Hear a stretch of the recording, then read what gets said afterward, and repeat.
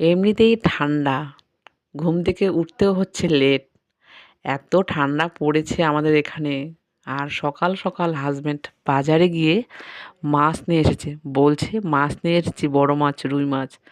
আমি ভাবছি বাস, রুই মাছ নিয়ে এসছে, মানে খুব তাড়াতাড়ি রান্নাটা হয়ে যাবে। কিন্তু না, রান্নাঘরে গিয়ে দেখছি একদম লোকাল রুই মাছ এগুলো বলছে, ছোট ছোট মাছ। এগুলো আমার কাটতে হয়েছে, কেটে ধুয়ে দেখো ছোট ছোট পিস করে কেটেছি আমি।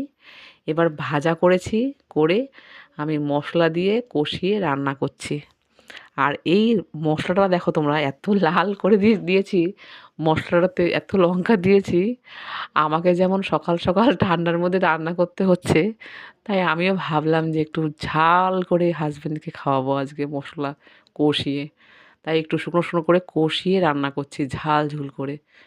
এটা হচ্ছে লোকাল রুই মাছ আর কি। আর বন্ধুরা, আমার চ্যানেলটা খুব ছোট, তোমরা অবশ্যই পাশে থাকবে, থেকে সাবস্ক্রাইব করবে। আর আমি আস্তে আস্তে সুস্থ হচ্ছি, 1 মাস হলো অপারেশন করার।